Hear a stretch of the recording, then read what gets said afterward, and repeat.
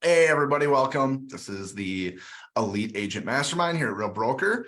Today we've got a special guest, as always. Caleb's with me, but we've got Kayla today, who is really a new construction expert.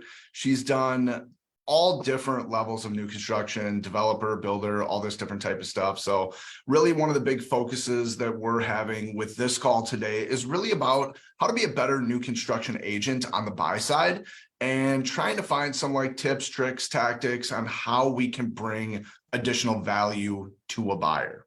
So Kayla, thank you for joining us today. I'm excited to learn about this one. Yeah, thanks for having me back. For those of you who maybe weren't on the call 2 weeks ago, I am Kayla Gustafson. I am a licensed builder. I am a real estate broker, and my main kind of capacity now is I own a land development company. So my day-to-day is new construction from both the selling builder side, and also we represent clients who want to build new homes. And so I see kind of running the gamut with a number of different, primarily local builders and I'm in Minnesota. So our building codes and things are completely different than, say, like Sierra in Florida. So I'm interested in some of the differences that you might find. But so my perspective today will kind of be Minnesota, and then a lot of like local builder versus national builder. So thanks for having me. Yeah, I mean, I think a lot of the value should translate no matter which state that you're in. I feel like anyway, I mean, I know building codes are different everywhere, but like what can be negotiated and like that type of stuff, it feels like it's going to be pretty similar. I mean, I'm only licensed Minnesota, Wisconsin, so I don't know much more than the Midwest up here, but would love anybody else to chime in any type of information that they have as far as new construction goes in other states as well with questions, their input, their take on all this. That'd be wonderful. I'll add too, Kayla. I mean, most people, when they sell their first new build, it's their first new build, right? So they go in knowing nothing. So I guarantee half the people are on this call are like, yeah, I've only done a couple, right? So anything that you can share with us, or if anyone else has anything they can share, just to help us sharpen our swords, as like you said earlier before we were recording, inventory is tight. And now more than ever, people are thinking, maybe it is time to just build, right? I will drive a little further. So great intro, Joe. Cool. Awesome. And as always, if there are questions, like put them in the chat. I really want to answer the burning questions that you have. Today, last week or 2 weeks ago was a little more of like a general overview kind of, and then Joe and I kind of worked on like some specific questions for buyers. So I'm going to go through that content, but if there's other stuff, like I'll leave some time at the end and we can do some question and answer if that's helpful. So yeah, and please, if anybody does have some additional things that they want to talk about with this, Kayla can come on one more week. We can make this a 3-part series type of thing. I'm already saying that she's available. I don't know what her schedule is, but I can be there. Anything for you, Joe.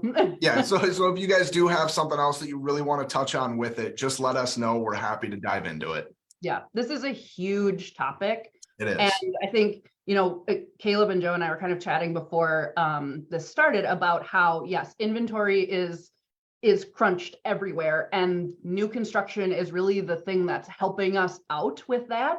But it's an area that is not taught to realtors, and it's an area that's highly guarded by builders or by people who are doing it. And it's a shame, for the industry in general, but it's really a problem for consumers. Then they end up with no representation a lot of times. And if they have representation, that representation is not fully equipped to help them navigate this type of thing. So, I'm pretty passionate about helping everybody. There's enough business for everybody. I don't need to bogart any of this information, but helping people be better at this for clients is a big part of what I care about in kind of the industry and in the consulting that I do. So with that, let's dive right in. The first question was, what is negotiable in new construction sales? And this is a fantastic question. There's a huge difference between a national builder like a Pulte or a Lennar and a local builder, which in Minnesota would be like Hanson Builders, Southwind, Gagne. Local, so at the national level, it's pretty simple. Nothing is negotiable at all. Their contract is their contract. You are signing it or you're not, which is on that level, it's easy for you to provide value to your clients by telling them that this contract won't be negotiable. Like, you don't want to act surprised and learn this at the same time they are learning this. Like Lennar, essentially their process is, if you like it, we'll price it out for you. The price is the price. There's usually there was like a lumber material escalation clause in there during the lumber run up. And they probably still have something that's a little less specific, but something in there that has a cap on it. They always have a cap, which is really nice. But you literally pick, like, do you want the beige package or do you want the gray package? And that's it. Like, your PA signing and your design meeting are one meeting, and that's it.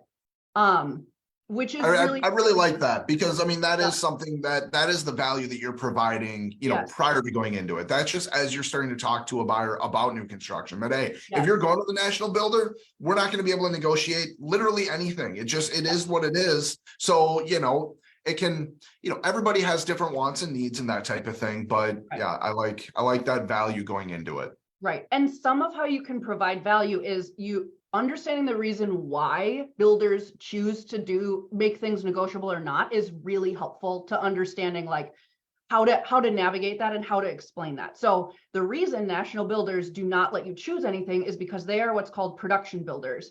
They are building a product, the same product, or, they have 30 products, right? And they build the same thing over and over and over and over and over again with minimal differences, which means that they can get huge cost savings on the materials they're using. They know exactly what that home is worth to the dollar, and they can build thousands of them in a year. And the only way you can do that and have the highest margins in the building industry, by the way, is by pushing clients into one certain thing instead of being customizable.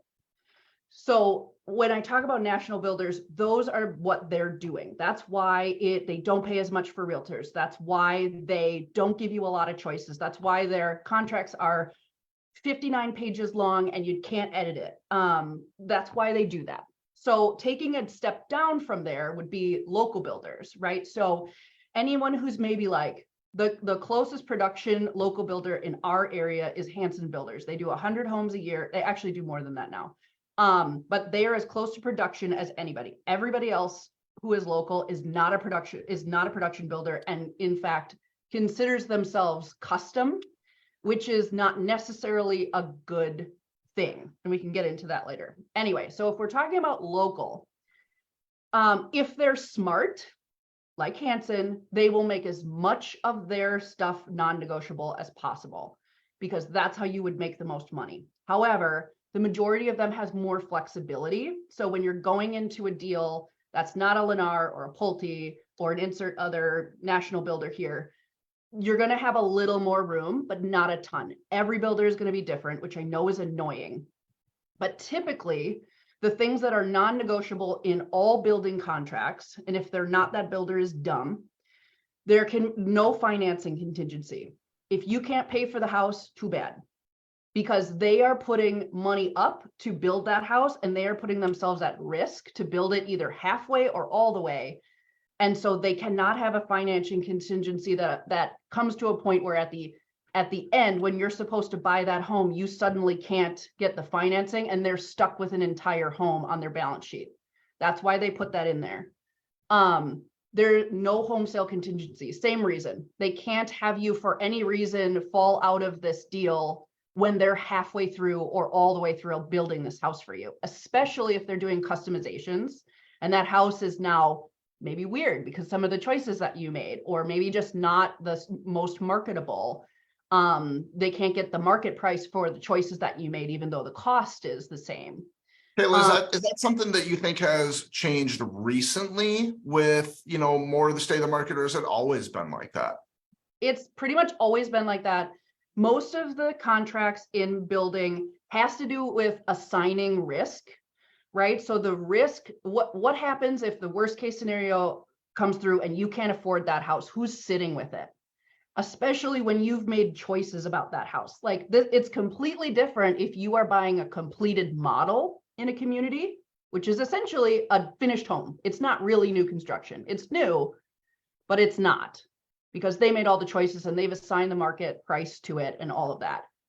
This is like if you are saying, hi, I want to build on lot 2 and I want to build this plan and I want to pick my own granite.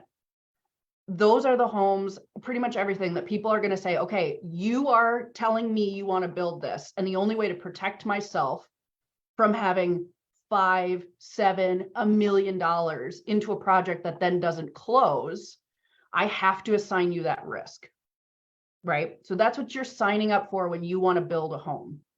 You're signing up to pay for that, right? Yeah. And what I'm hearing representing the buyer in these situations is, hey, we know the answer is probably no, but that's how you could potentially show and provide value to your client is by trying to ask. And the only other quick little thing I wanted to add, Kayla, is those big, large production builders, right? Quite a few of them are publicly traded. And the best time to write a lower offer or to ask for a lower offer on those large companies is at a quarter end, depending on how their region is doing and how they have to report to shareholders and essential. So, end of March, end of July, I think that's right in my head. Those are those times where that last sales cycle weekend, you can potentially get a good purchase price. But I've never seen them, budge on state deed tax or can you put on a deck for me or whatever. But that's all I was going to say. Yeah, that's a really good point too. Also looking at where they are in the build out of a community. So typically, I think we talked about this 2 weeks ago, but the model lot is typically on the worst lot in the community, and worst is, eye of the beholder. But usually those are less expensive, or once they get toward the end of the development, they're ready to move their crews to the next development, and they will start spec building, or they will start doing different pricing strategies to be able to move their business to the next place. And so if you pay attention to kind of where they're at in a full community build out, those are areas of opportunity also. Like, don't go in and have the 5th house in a 50 unit development and expect to negotiate the price. It's not going to happen. But if you're like one of the last 5, you might have some leverage there. Or they want to get their money out and move on to the next one. So that's exactly it. That's good. That's exactly it. Other things that are not typically non-negotiable: signed arbitration. Any builder who is paying any attention should be signing arbitration. All the builders I work with, I make them sign arbitration because that limits their liability. And it's an easier way to get a good outcome should there be an issue. Everybody knows where they're supposed to be going and all of that. Typically, it's required as a part of the contract. Inspection contingencies. You are always able to inspect.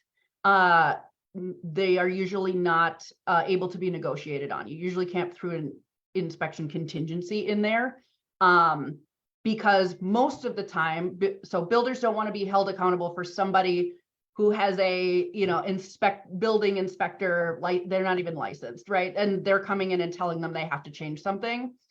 Inspectors typically are not up on the rapidly changing building code. And so a builder, if they're smart, will not attach themselves to what is essentially opinion of somebody who's not in their industry.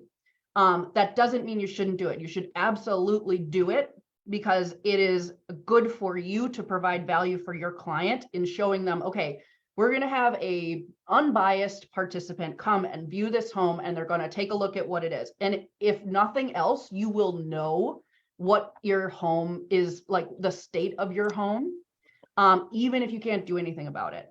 Most of the time, if there's something that's like really an issue, or it is really a code thing, which is not typical, you take it to the builder and they will fix it. That is typically the remedy for anything with a builder, is that they will fix it. They typically will not do price reductions. They have crews, they'll come out, they'll remedy things. It might be painful, but that's typically the remedy for things. So inspections, I want to get into that a little bit further because, there's throughout the build process, there's several opportunities that maybe an inspection should take place? Yes. Typically, I would suggest, if it's not already something that your builder is setting up as part of the process, you should be inspecting when the hole gets dug.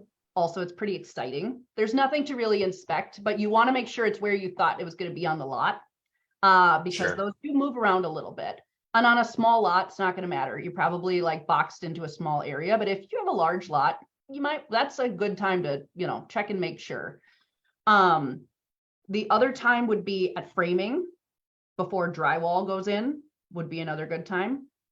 And then there's usually an electrical one, so you can confirm that there are outlets and things, where they should be. That's typically one. Like sometimes you don't realize that, you wanted to put a light here and all of a sudden you want to put like an outlet in the middle of the floor or something crazy. Like anytime you have to go backwards in the building and they have to rip something out, it's going to cost a lot of money, or they're going to say no. Not everything is a yes. Anytime you can catch something before it's that part of the process will be better. And we'll talk a little bit about change orders later if we have time to, because that kind of feeds into that.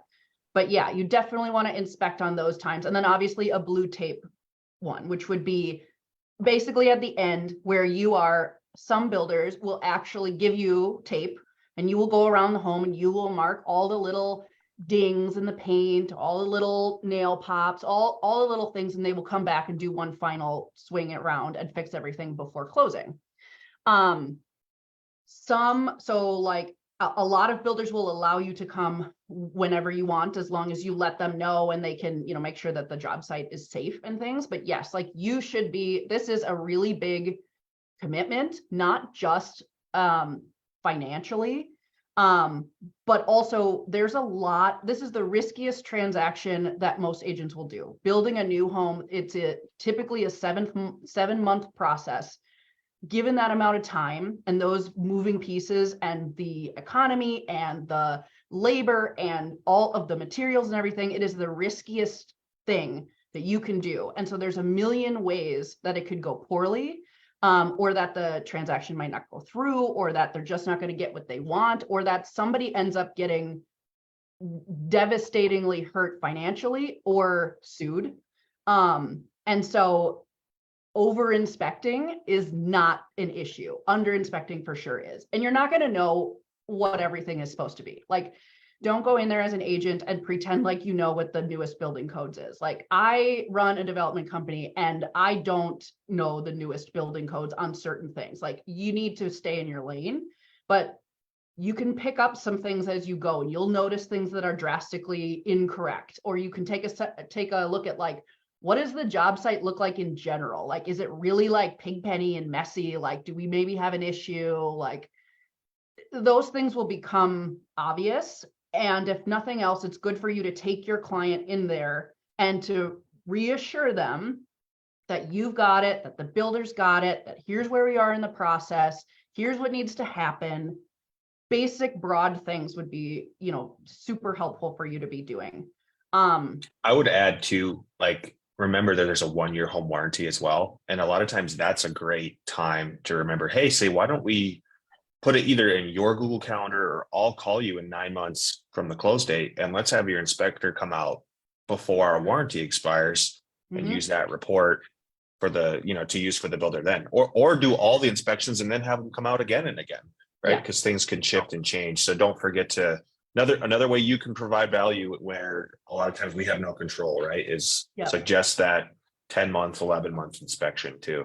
Yeah, and that's a good point. So like in Minnesota, we have a 1-10 warranty thing for all residential homes, right? So like certain things in your home are warranted by the builder for 1 year, mandatory statewide.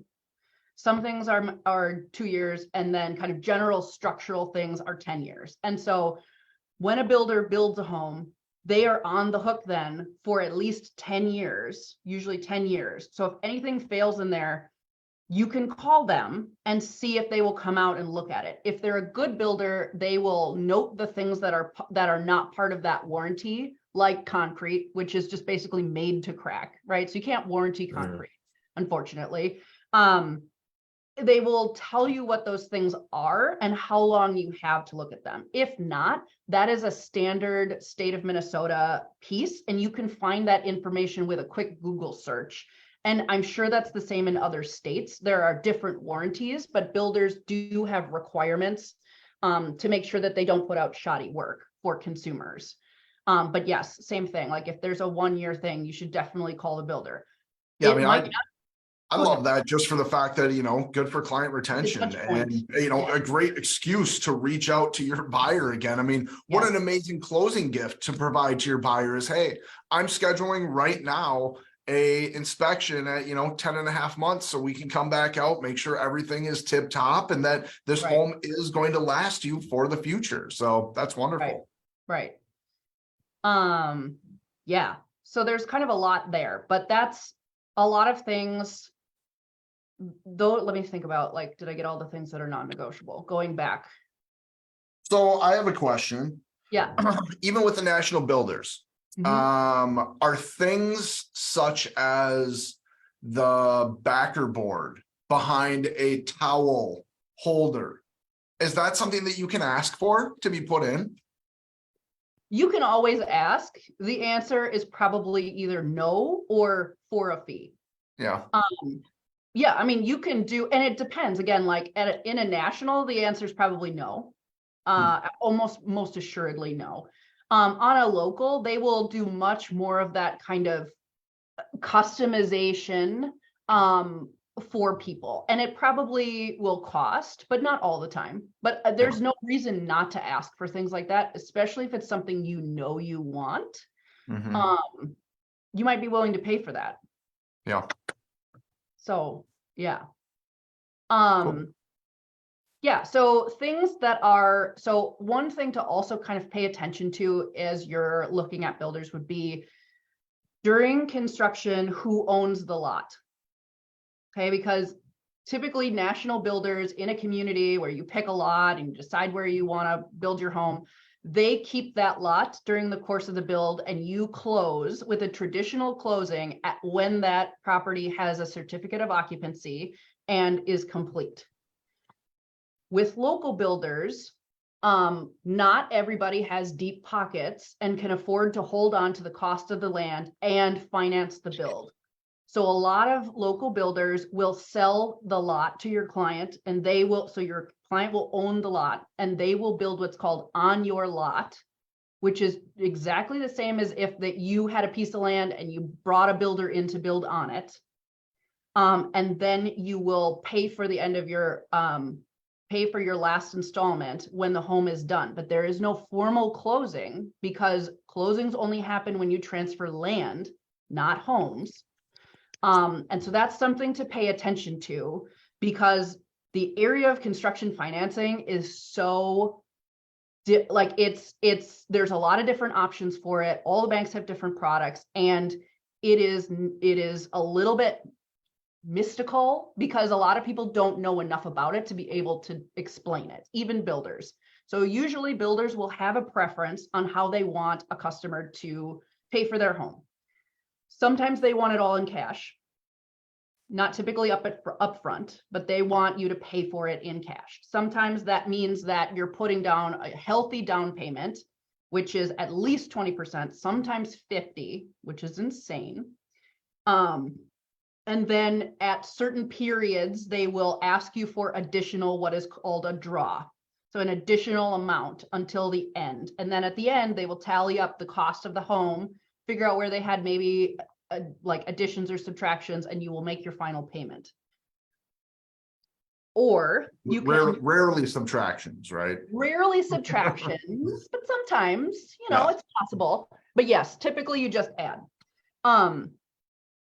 I think that's another, piece to just talk about your buyer, Yeah, talk with your buyers about going into the process that, that initial price, it's going to be going up from there. Like, that base price is the base price. It's just like buying a car, You're going to miss things, like you're going to think you have it all in. And then in the course of 7 months, you're going to be like, oh, shoot.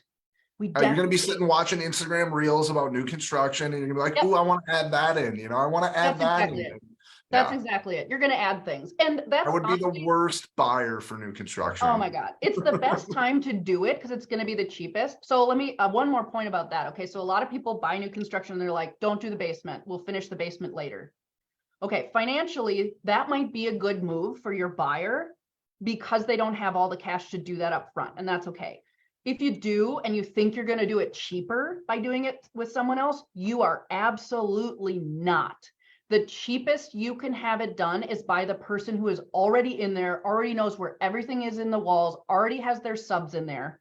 That is the cheapest you're going to do that basement. So if you think you're going to build a house, leave the basement, and then next year you'll finish the basement, don't do that. If you have to do the financing, that's absolutely fine and understandable. But we I have had a that buyer all the just, time. I just recently had a buyer go through that and they decided to finish the basement 2 years after. And he was Yeah. like, I can't believe how much this cost. It's literally like double most Yeah. of the time. It's insane. So like that is a good, also a piece of value you can use to talk to your clients about is like, hey, okay, so are you thinking you might finish the whole space out or not? And here is what I understand about the industry and about, you know, getting that done on the side. It's not necessarily a cost savings. Anyway, so a little caveat on that. Construction financing. Construction financing is more like a typical mortgage. So basically you're going to a banker, you're getting construction financing, you're putting money down to the banker, and then the banker is paying draws to the builder at certain points of completion. When it goes through a banker, the builder has to prove with photo evidence or an inspection that they have completed up to points where they want to be paid, right? So if they say the first draw is after framing, they have to prove that they've actually done the framing before that money goes out. What that means if you do construction financing is that you, the buyer, are financing, you're paying money to take money out earlier than like before you own your home. Okay, so you're financing the build. However, what you get for that is you get someone else who is monitoring your build and your builder and holding them accountable. And you have more recourse to get your money back should that build not go to the end. If you're just handing that builder cash and your build doesn't get finished, or your builder goes bankrupt, your money is gone. You will never see it again, and you will not have a recourse except to sue. But if he's bankrupt, it's not going to matter. This actually is happening right now to one of the builders I know in the area. Yeah. The other Quick thing, question from the chat, Kayla. Yeah. Quick question from the chat, just maybe Minnesota related, but what do we think the average, 1,000 square foot basement cost is if you don't finish it with the builder? What's it going to run them later, do we think? My guess, if you don't finish it with the builder, my guess would be like 50. I mean, and there's so many variables within it. Are you putting in a wet bar? Like, is there a sauna down there? Is there a bedroom? Is there a bathroom? I would guess 50 personally. It'll be double the square footage costs of the original home. I guarantee it. Unless you have like a brother-in-law or somebody. If you got somebody on the side, by all means. But yeah, like. So you're saying if the build cost was $200 a foot, it's likely that the basement is going to be costing around 400. Gotcha. Yes, that's a great rule of thumb. Yes. Thank you. Yeah, you're welcome. Yeah, so construction financing and builders going bankrupt, again, like this is one of the 10,000 ways that a transaction can fall apart, in this way, in this 7 months of build time, is that they just don't fund. So one of the things that I think it's crucial to understand for you, and then also to help your buyers make a good choice, is that you want to pay extra for that construction financing. You do. Because what will happen, and you want to, if you can, you want the builder to hold on to that lot for you until the end. Even if you have to pay them for them to hold on to it, like you can suggest that to them, that we will pay the interest on the lot, we don't want to hold it. Because what can happen is that, so a builder builds a house, and really what they're doing is they're subcontracting to their flooring guy and their painter and their plumber and their electrician and their framing crew, okay? All those crews need to be paid on that house. If you as a buyer own the lot and that builder is coming in to build that home on your lot. And let's say, because there's no closing, those subs don't get paid. This is literally what's happening right now with this builder right now. Don't get paid because there's no closing and they didn't get lien waivers, that then the person who owns that lot is liable for that lien.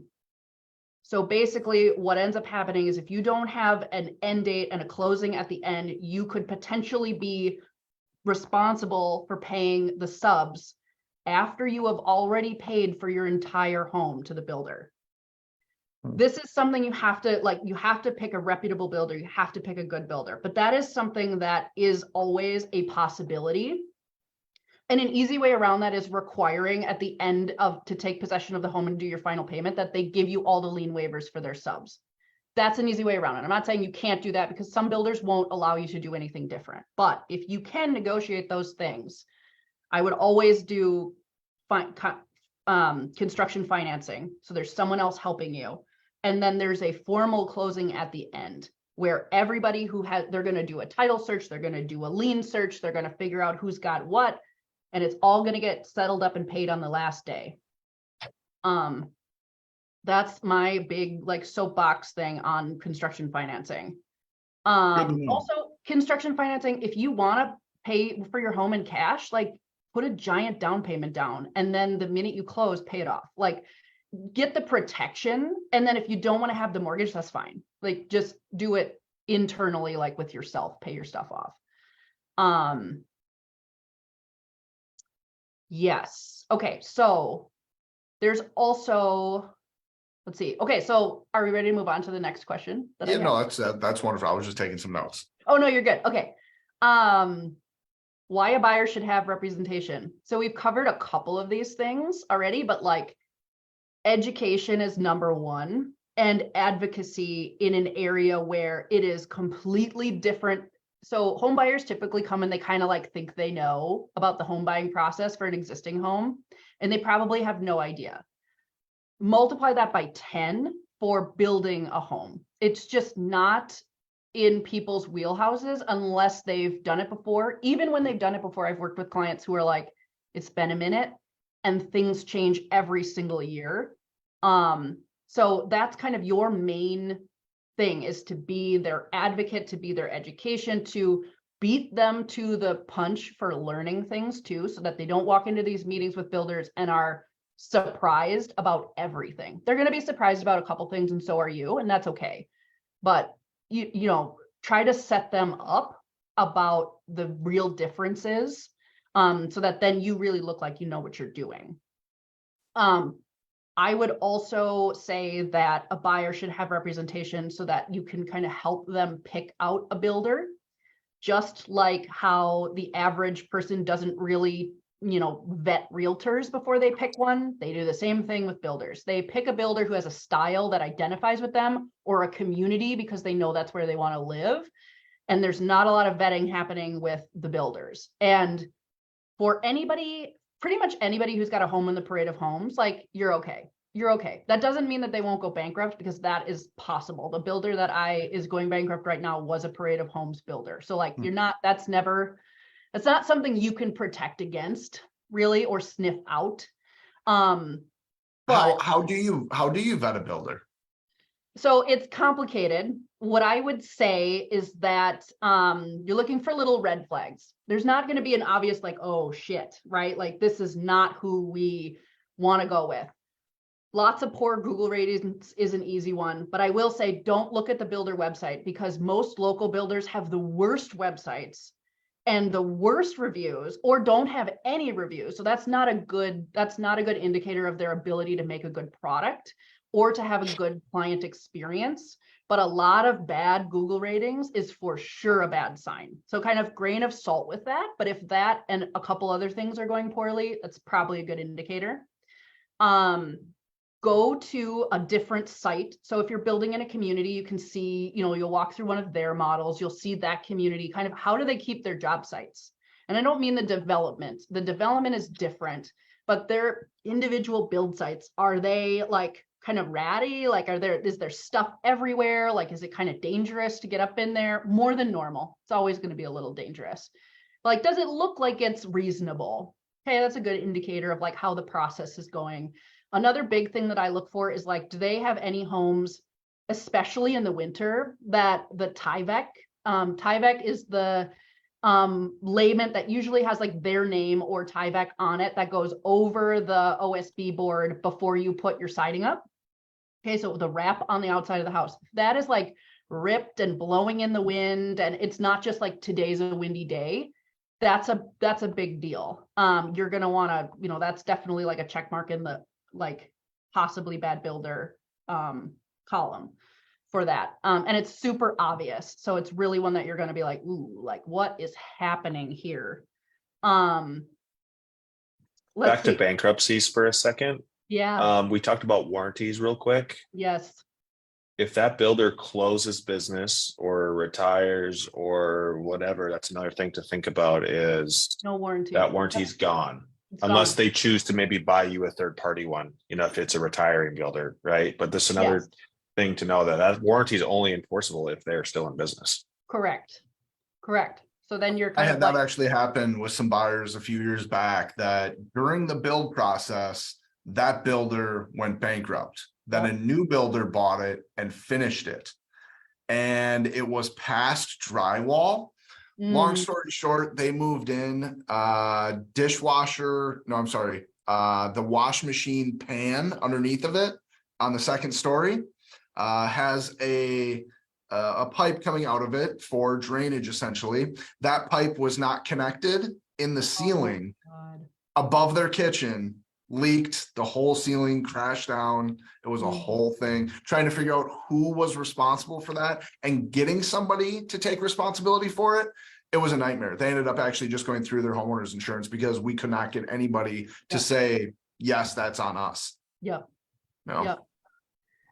Yeah, that's awful. But yes, that is They why. knew the risks going into it. I was like, this is a weird situation. So Yeah, right. they got a steal on it, that's for sure. Okay, so that's good. But yeah, like that's absolutely, it's risky building a home. Like it just is. Yeah, oh my God, that's awful. Also there in new construction, there are opportunities to potentially use your title insurance in ways that are not as typical with resale homes. Like, let's say that your driveway never gets done, or the road in front of the house doesn't get done by the developer, and then you get a bill for that as a homeowner in that community. Title insurance, after you've paid for your home and everything, should be something that you can go and put a claim against, and then they can help sort that out. So just kind of like, don't forget the tools that you have that we kind of take for granted because we don't usually need to use them. That's another one that could be helpful. Other red I feel flags. like landscaping is one of those things maybe that doesn't get done properly. It seems to happen after closing a lot of times because, you know, they're building and they want to come and do all the landscaping at once, basically. I know that's been a huge issue with buyers that I've represented anyway in new construction when they're buying in a development. That landscaping piece, it is a nightmare, it seems. Yes. Understanding the escrow process is an important piece for you in helping your buyers understand that. So at the end of your build, so you're probably going to get your certificate of occupancy before your landscaping's done because it's not a requirement. Also depends on time of year. Semstone is the producer of all the road paving things in the state of Minnesota. And so when they shut that plant down, which is usually like Halloween, nobody's putting anything down. It's done. You are done until the spring, until when they decide to open that plant up, and then you can get it. So if you're, you know, closing on a home at the end of, October or all the way through May, like you're not going to have a driveway, you're not going to have your landscaping, and that's good, right? Like we don't want to put things in when it's not the right time to put them in. But what happens, and another reason to have a formal closing when you buy that house, is that anything that's not completed will be held in escrow, which mostly means it's typically 1.5 times the cost of that item will be held by the title company of the builder's money. Their profit will be held with the title company until that work is done. And then once that's done, the builder can submit that to title and release their funds. So it's a way to hold them accountable. If you don't do a formal closing through a title company or have an escrow, you don't have the same leverage, which is a problem. But yes, timing the build and when your landscape, if that's a really big deal for your buyers, you probably want to time the start of that a little bit if you can. Now, 7 months is really, it's pretty difficult to time that perfectly.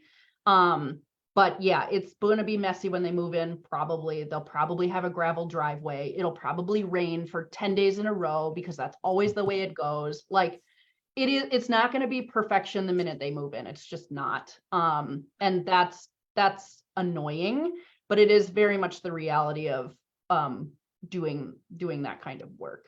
I mean, that's Speaking of landscaping, I was gonna say, speaking of landscaping, Joe, a lot of times, at least here anyways, your trees and shrubs are under warranty too, and not from the date of closing, from the date of installation. Yes. So that's another, hey, when they put that little tree in your front yard, we've all driven through the neighborhoods where 4 out of 5 of them take, and that 5th one doesn't. And That's as about long as the it's ratio. warranted, Mhm. it's a good question to ask, right? Is, hey, is my little tree that you planted warranted? And Yep. make sure you set a little timer 10 months from when they put it in. And if it's dead, have them get you a new one. No, those aren't cheap. Yep. love that. For sure.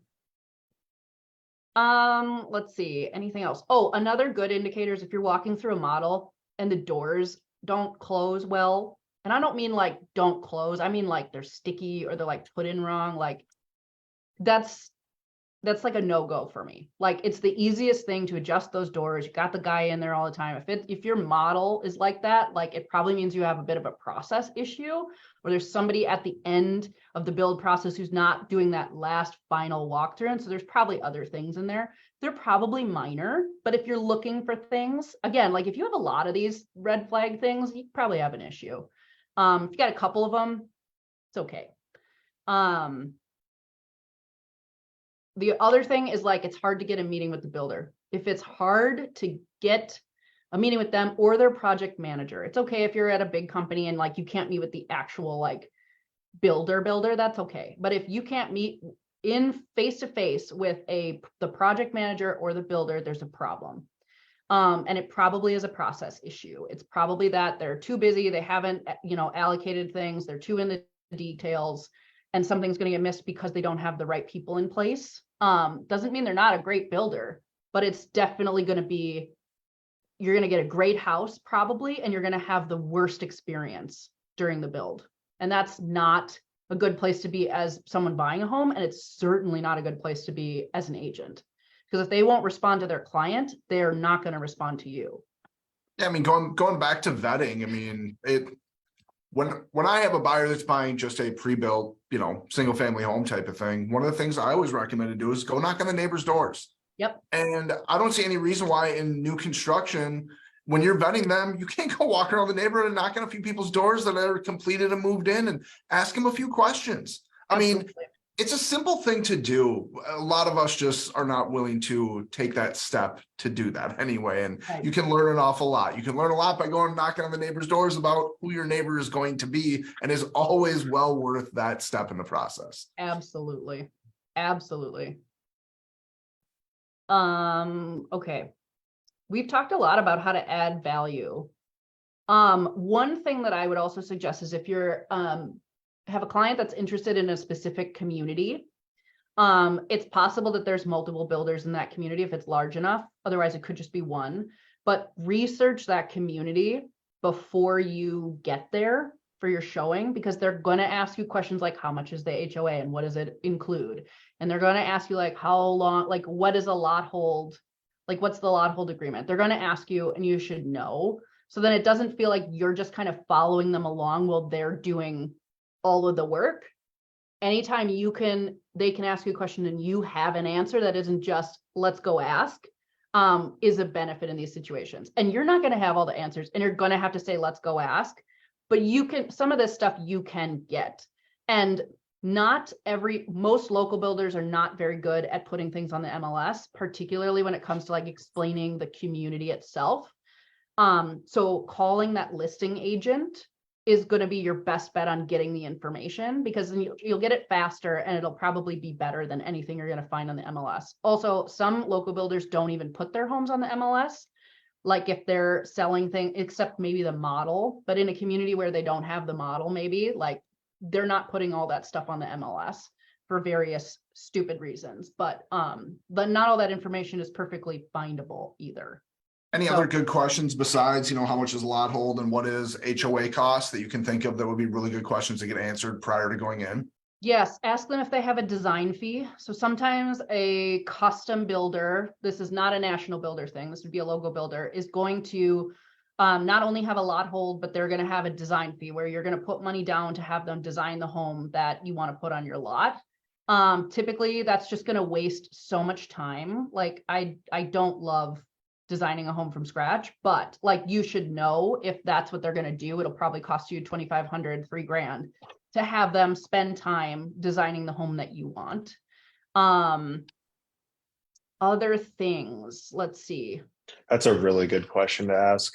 Yep. The lot hold, Especially if you start to go semi-custom. yes. Really good question to ask. And how much time, like how many back and forths do you have in that design? Because there's a million. And you think about things like at night when you're brushing your teeth, your clients do, not when they're in the meeting. And so there's going to be a whole lot of like, oh, we were thinking, can we add, so it's going to be a lot of back and forth. Also, that's a fun part of building a home for a lot of people. And so they're going to want to sit in that time frame longer than maybe you or the builder want them to, which is okay. It's just a different type of transaction.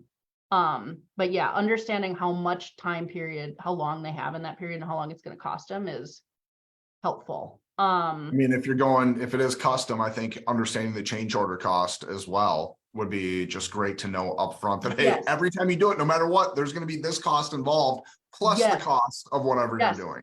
Thank you for mentioning change orders. Yes. That's another way to kind of vet a builder is ask them what their change process is. Because change orders at like a good company with a good process are going to cost money to make the change.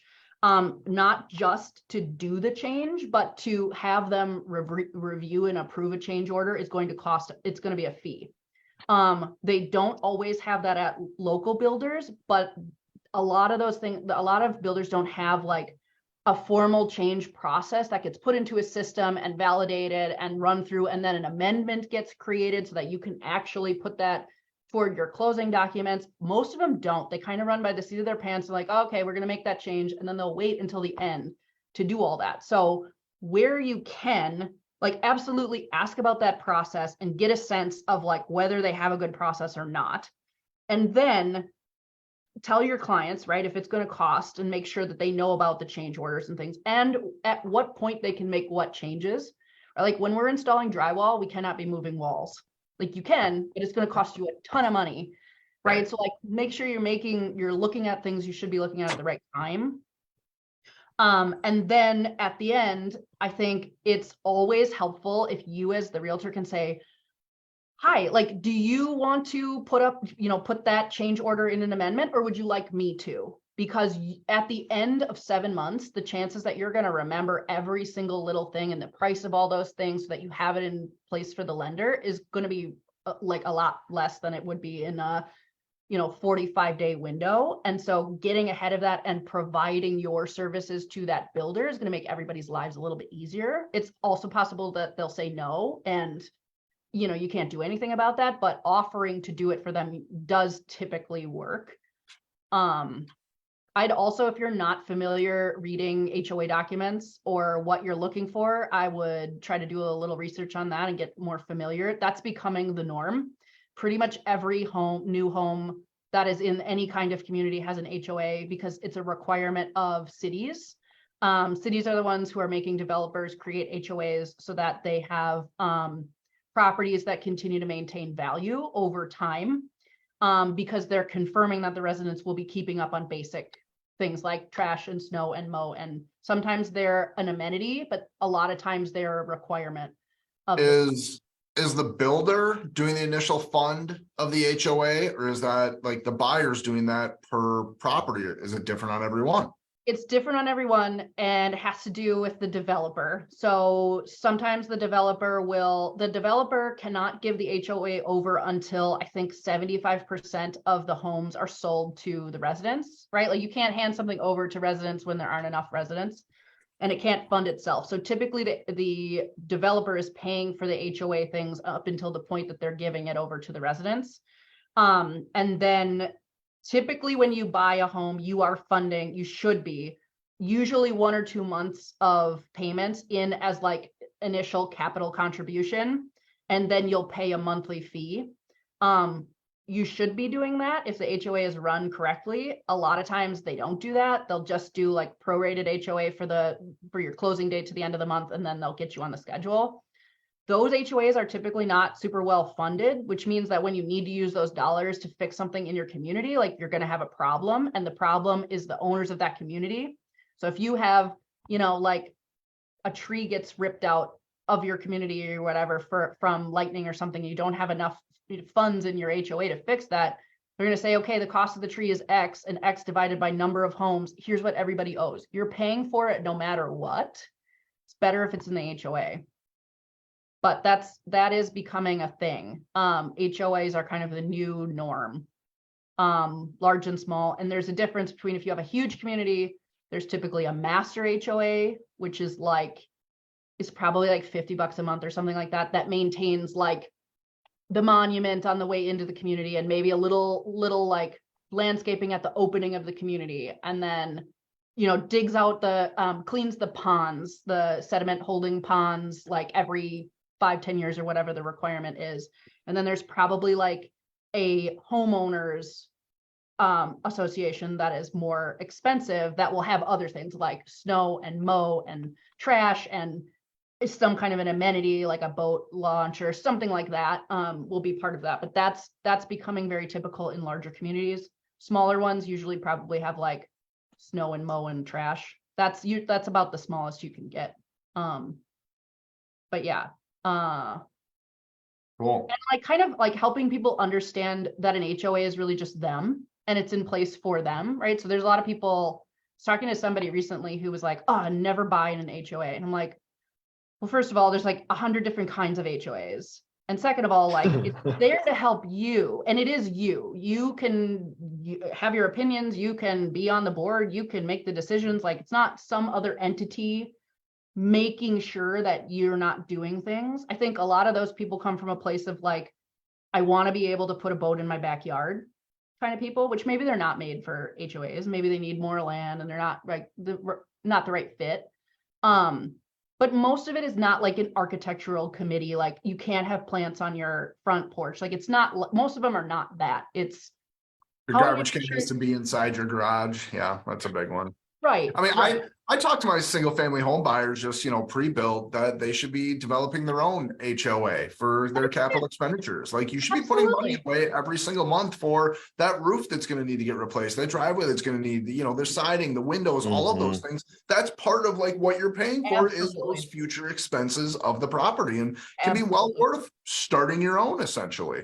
Right. And the nicer you want your home and your community to look, the more you should be paying for that HOA because all that money goes to landscaping and maintaining that is so expensive. And if you want it to look nice and you want to point to a shrub that's dead and say, replace that, then you need to fund that. And that's not for everybody, but really getting a sense of like understanding kind of HOAs and their different iterations and what that actually means. And being able to read the documents. They're terrible, they're boring, and they're like 1,000 pages sometimes, but getting the gist of things would be a really good skill to have. Also, I'll say one thing. Most people don't know this, most agents don't know this, but the certificate of resale that you typically need for selling properties that have an HOA is not required when it's a new build. It's only on resale, keyword resale. So when you buy a home in a community, you're not required to get a certificate of resale. You just need the HOA documents. That's it. Interesting. Yeah, I get that question a lot, which is completely understandable, and you're trying not to miss anything, but that is a weird nuance of new construction. So we're running out of time here. Big takeaways for me, national, there's no negotiating. Local, you can definitely do a lot more. What else does anyone else have for a good takeaway here? Landscaping was one that was good. Finish the basement whenever possible. What else? Yeah, I'd say just any of the tips on make sure to vet the builder, show up 30 minutes early, talk to the agent, get the flow, that sort of thing. Just good reminders for sure. Yeah, be educated. Know as much as you can about the builder going into it. Ask questions. I mean, and it should be something that every new construction property that you do, you should be getting better at them, just as with anything. But writing down those questions, having a list of questions that you're going to ask every single builder every single time, it's going to make you a better agent to be able to represent your buyer just that much better. And the better a transaction you have with builder, the more likely it is that they're going to want to do a transaction with you in the future, just like agent to agent. And that you might be eligible to have a different type of relationship with them in one of their communities too, which is not a bad gig. I mean, there's a lot of local builders and maybe even some of the national ones, but like the number of deals that you do with them, your pay actually goes up substantially. Yes. So, Yes. Yep. Shameless plug. I am currently working on like an in-depth new construction agent training course. And so if anyone from any of these talks ever has questions or has a situation or has a question for me, please reach out. I'm always available and I love to answer questions and help you figure out, whatever you got going on. But also I'll let Joe know when the details are out. But I'll let you know about that if you're interested in additional in-depth training. Yeah, and I think it's like we said at the beginning, this is something that is not taught in real estate school. I don't know if they even touch on new construction at all, besides the fact that it exists. So there's so many different areas of real estate that there's just not a lot of information on. But yeah, Kayla, if you're putting together a training on this, I know that's something that everybody would love to see, and I will be more than willing to share it with everybody. Lovely. No. Wonderful. Awesome. All right, you guys. Any last minute? Do you have my contact info? Was it part of the?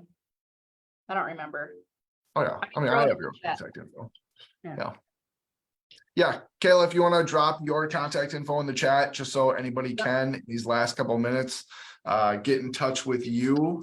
And yeah, if anybody wants to stick around, if they have any additional questions, anything that they want to talk about, any stories that they have from new construction, some nightmares, some good, some bad, I'm always interested in hearing. Listen to this one. Right out the gate. Final walkthrough. They forgot to plumb a gas line for a future fireplace. Oh. So we caught it. We closed the next day. They said, hey, yep, it's done. We did it. My mistake.